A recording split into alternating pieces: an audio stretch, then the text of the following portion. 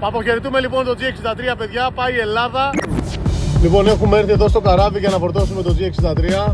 Και αφού φτάσαμε στο τελωνείο, πάμε να περάσουμε τα χαρτιά για να στείλουμε το αμάξι προς Ελλάδα.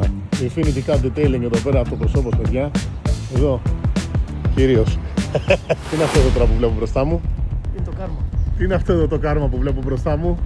Είμαστε εδώ για να στείλουμε G63 για να γίνει Rocket Edition και αντικρίνουμε μπροστά μας Rocket Edition. Λοιπόν, αυτό εδώ είναι το αντίο που θα δώσουμε στο G63.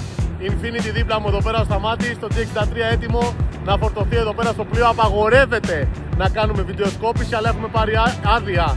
Όλα τα πράγματα εδώ είναι οργανωτικά. Πραγματικά το λιμάνι της Λεμεσού δεν έχω δεχτεί ξανά τέτοια εξυπηρέτηση. Αποχαιρετούμε λοιπόν το G63, παιδιά. Πάει η Ελλάδα, συγκεκριμένα στο λιμάνι του Λαβρίου. Το παραλαμβάνει εδώ πέρα ο αδερφός μου, ο Σταμάτης. Και την επόμενη. Το είπε και το έκανε. Και την επόμενη φορά που θα το δούμε εδώ το συγκεκριμένο αμάξι θα είναι σε Rocket Edition. Πήγαμε. Παραδίδουμε εδώ το κλειδί στα παιδιά του λιμανιού. Σας ευχαριστούμε πάρα πολύ για την εξυπηρέτηση. Αφήσαμε το G63, η φόρτωση δεν θα γίνει τώρα. Πρέπει να πούνε πρώτα τα μεγάλα φορτηγά και μετά μπαίνουμε εμείς. Να σας πω την αλήθεια, επειδή το κάνω πρώτη φορά, έχω λίγο άγχος. Αλλά it is what it is. Καλημέρα σε όλους. Τι κρατάω στα χέρια μου?